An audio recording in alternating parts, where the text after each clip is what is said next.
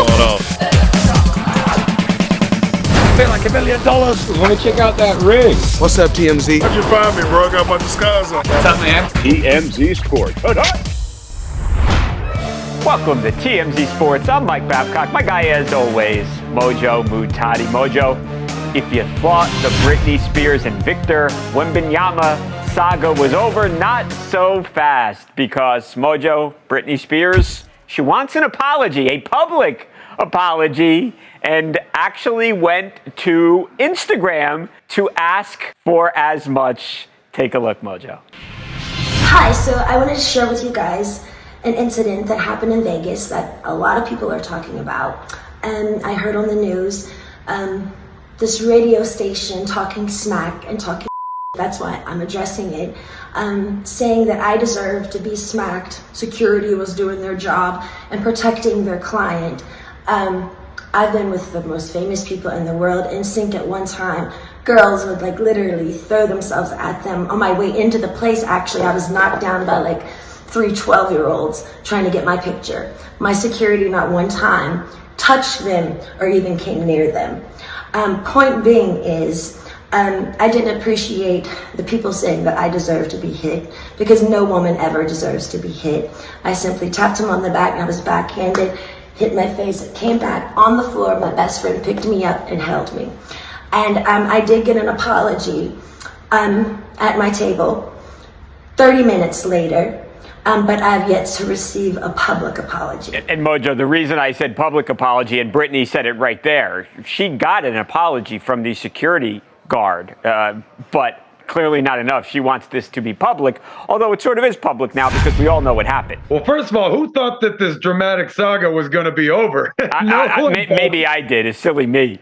Yeah, you know it wasn't going to be over. You know we're probably going to be talking about this a month from now with Britney. You're probably right. Obviously, and we've said it every day, Wemby owes nobody an apology here. He did nothing wrong. He has to have private security, especially when you're the #1 overall pick in the draft and you were just drafted. Obviously, all the hype here is extremely fresh. But as far as the security guard goes, again, when you go back and you watch the tape, there wasn't anything malicious there that I saw personally. It just was a guy that was doing his job. I mean, for Britney to say that she had never encountered this in the height of her stardom, I find it very hard to believe that nobody tried to make a mad dash for Britney Spears at one point, and her security didn't have to stop them. So I don't know about that. I mean, I think it was the right thing to do for the security guard to do a private apology. Yeah. You know, just go over there and try and squash the beef. It was an unfortunate situation that happened, but it happened nonetheless. Do your best to kind of quiet that down. But as far as a public apology, well, now he's acknowledging that he did something wrong, right? And I don't see that from this video. You know what, Mojo, too, something that stood out to me in that video, Britney has been saying that she has gotten knocked down to the floor. We have seen the video now. Britney Spears never was knocked down to the floor. Watch it right here once again.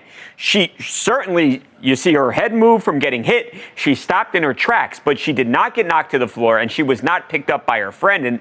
And the fact that she continually is saying that is just, it's a lie, and we know for an absolute fact that it's not true. Also, as far as the apology, they went over and they apologized, and she still, after accepting that apology in person, they still went and they filed a police report with the Las Vegas Metro Police for battery later that night. So at this point, I don't even know what issuing a public apology, what it gets for you, because she still went to the cops after the initial apology. I think it's probably time for Britney Spears to move on from this. I don't think that Victor Wembanyama did anything wrong here. All right, Mojo, moving on to the fight that everybody is still talking about, Elon Musk and Mark Zuckerberg. Mojo, we saw Zuck yesterday with two of the biggest stars in the entire UFC, Israel Adesanya and Alex Volkanovski. They were doing some training. And we are told, Mojo, and we have been on top of this story from the start, talking to different people. this fight is very close to being made, and unless something shocking happens, this fight is actually going to happen. Yes, Zuck and Elon, this thing is going to be a reality. Now, the one question, or the one speed bump, the obstacle, has been the size difference. Elon Musk is a lot bigger than Mark Zuckerberg. Zuck is younger. Sure, that's an advantage. He is also about 80 pounds lighter than Elon Musk. And that is a real issue here. Or is it?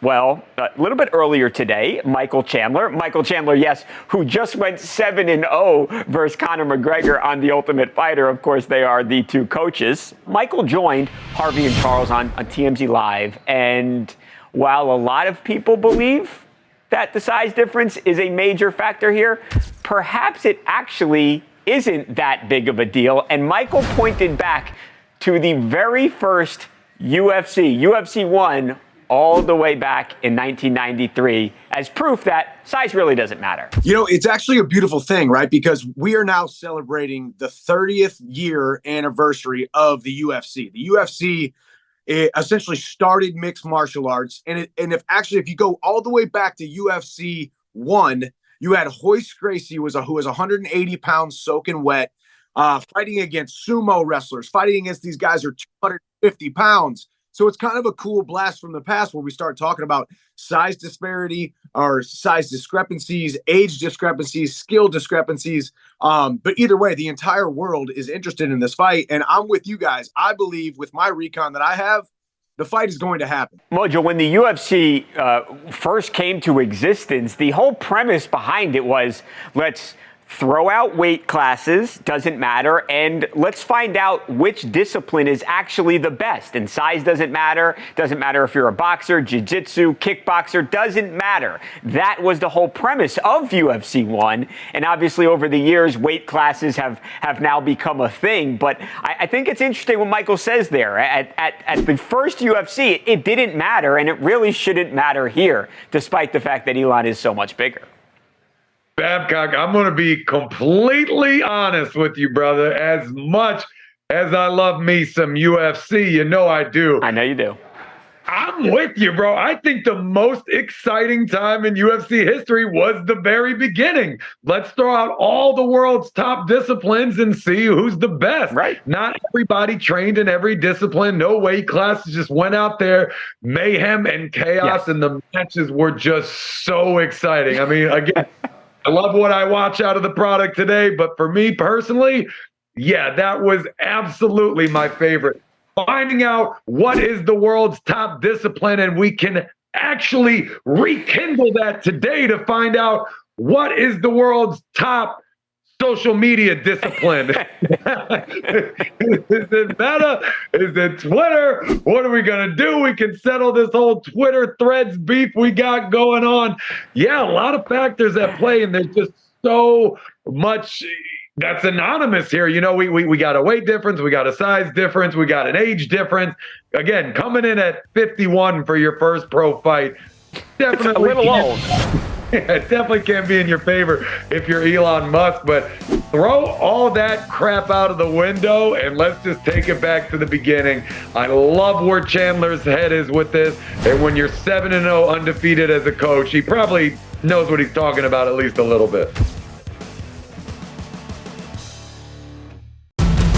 Coming up next in TMZ Sports, Donald Trump attends UFC 290 and sits octagon side with his good buddy Dana White. Between the fights, the 45th president was shaking hands and taking pictures with all of the big celebrities and athletes in attendance, and we have the exclusive behind-the-scenes footage. We're going to show it to you next on TMZ Sports.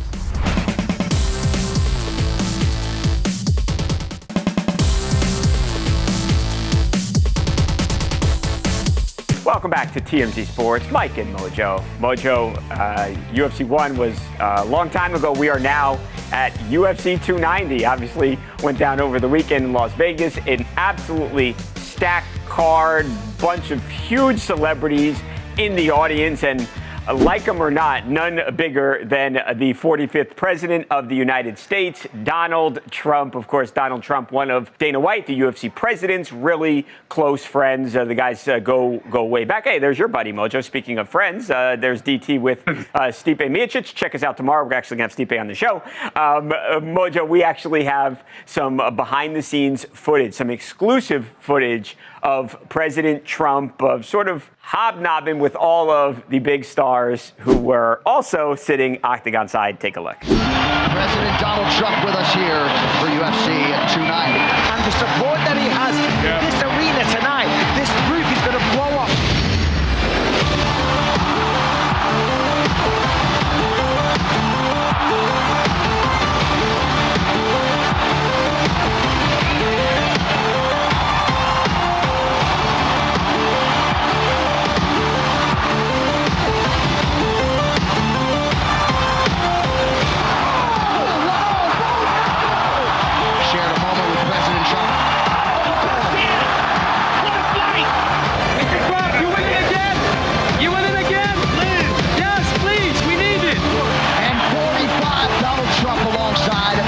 President Dana White. We all know he's one of my very, very good friends, and he's such a huge fight fan, so I love the guy.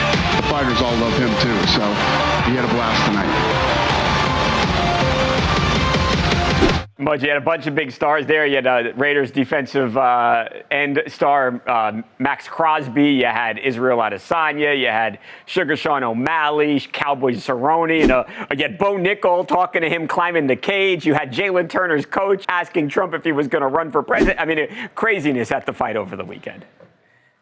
Bro, is this like a pre-fight pay-per-view montage or something like that? Is Trump going to get in the octagon too? I mean, we already got Zuck. That's how we're going to settle the election. That 2024, we're not voting anymore. We're having a fight. Could you imagine if that's how we started picking our presidents after this? Right, probably. Right. I don't know how Biden would fare, but... Yeah.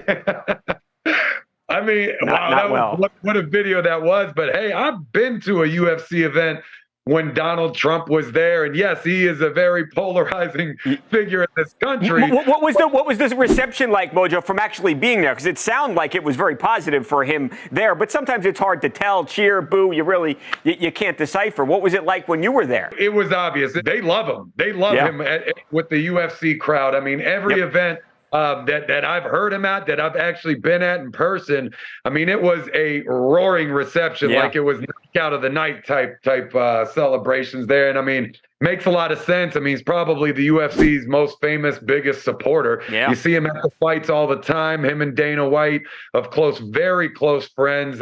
Very cool with a lot of the fighters too, on a personal level. With so many you've seen in the past. So I mean, that's his people. I mean, that's it is. Because Mojo, the reality is that there was a time when and you talk about going back to UFC 1, nobody was watching this stuff then, and Dana White wasn't yet involved. But early 2000s, I want to say it was about 2001 when Dana White finally got involved with the Fertitta brothers.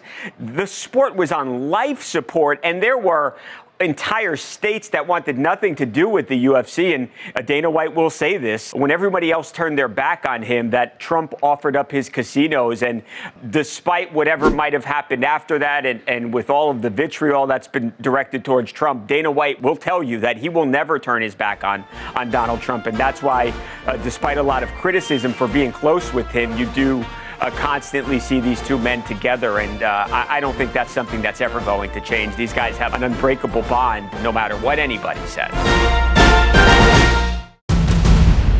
Coming up next on TMZ Sports, Aaron Rodgers and the New York Jets set to appear on HBO's hit TV show Hard Knocks, and the football world is psyched. Now, there's one person who maybe isn't as excited.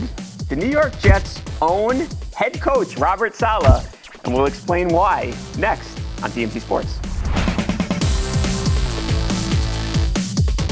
On the TMZ Celebrity Tour, we've seen huge stars. Ben Affleck, Rihanna, Kevin Hart, Mariah Carey, The Rock, Jamie Foxx. Buses depart daily from the Hard Rock Cafe in Hollywood. Head to TMZTour.com or scan this QR code and book your tickets now.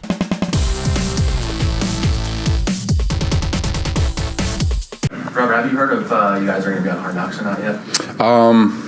Haven't gotten word or anything like that. I know there's several teams that would love for Hard Knocks to be in their building. We're just not one of them. So. Welcome back to TMZ Sports. Mike and Mojo. Wish not granted for Robert Saleh. Robert Saleh, of course, the head coach of the New York Jets. That was last month, Mojo, and I think Coach made it very clear there that he did not want Hard Knocks following his football team. Guess which team Hard Knocks is following? Yep, the New York Jets, Mojo. You had to know this was going to happen. Look, reality is there are some rules. There are some teams who are eligible. There are some teams who are not eligible. The New York Jets, unfortunately for them, they found themselves as one of the teams that was eligible. And with Aaron Rodgers now signing with the New Jersey team, you had to think, Mojo, that this was what the NFL wanted, that this was what NFL Films wanted. And yeah, at the end of the day, this is the Jets are going to be featured on Hard Knocks. It's, in my mind, the most highly anticipated version or season of the show that they have ever made. And the show's been going on for a while now. But to have Aaron Rodgers on the show, he's never been on before, and to have him switching teams, Super Bowl aspirations, I don't think there's ever been a Hard Knocks that has been this anticipated. Oh, absolutely not. I mean, this is the one by an absolute mile. And if you're the Jets and you knew you were one of the teams in contention to land the show, you knew the second you signed Aaron Rodgers that show was absolutely going to you. I mean, of course, Aaron Rodgers, the biggest storyline in the NFL this offseason, bar none. It is definitely going to be the second best storyline of the show. Number one for me is going to be the head coach who just doesn't want to be here. that they're going to have to force to do every interview. And, you know, I'm going to be honest with you. If I'm coach, I don't want this show at all either. This is a lot of secret insider information for all of my opponents, the teams that I'm going to play all season, to get a very close, in-depth look at the athletic performances, the mental toughness of everybody on my roster, see who's banged up and where they're banged up and when they got banged up. I mean, there is a lot working against you here. I mean, when it comes and nothing good in my mind. Nothing good. Nothing good. The only positive comes out of building popularity for your team and your players, and that doesn't necessarily translate to W's and L's. Coming up next on TMZ Sports, the Undertaker stares down a big shark in the ocean. Yes, there is nothing that the legend cannot defeat. Pretty wild video. We're going to show it to you next on TMZ Sports.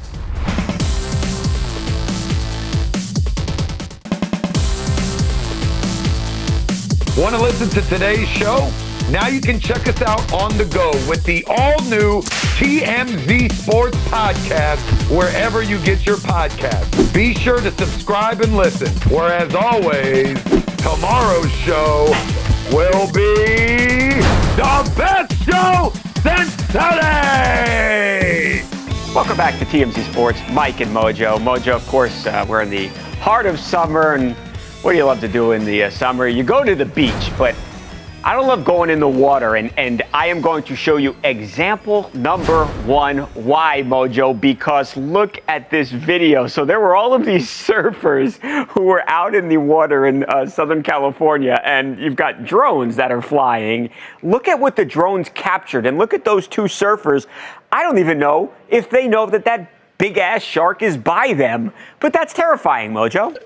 I do not mess with the ocean for this exact reason, Babcock. I've been a swimming pool guy since I was a little kid. Forget like the sharp seashells that are going to cut my feet. Right. Jellyfish.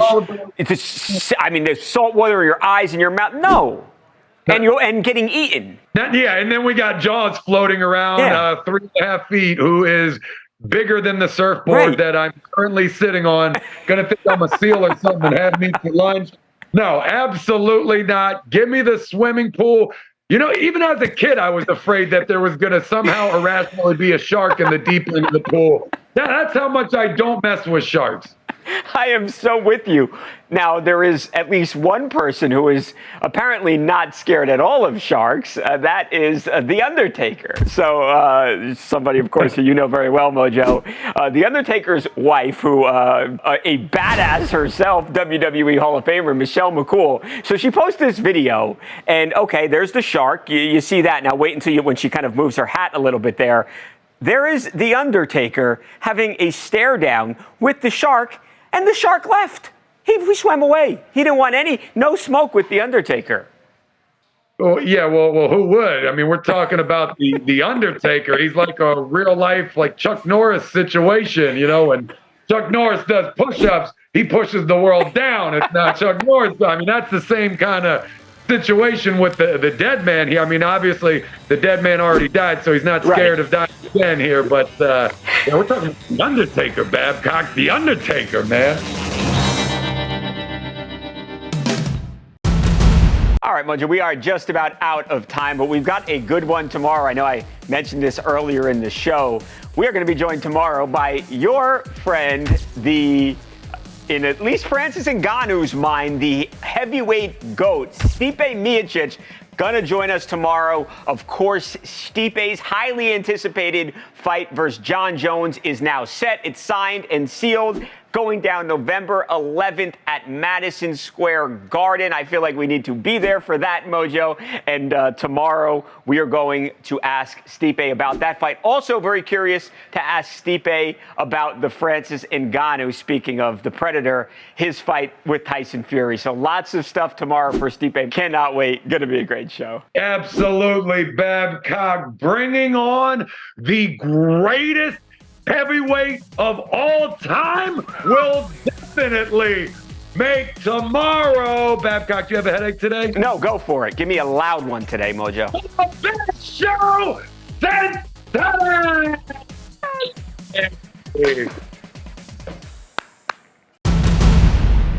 I'm a lawyer.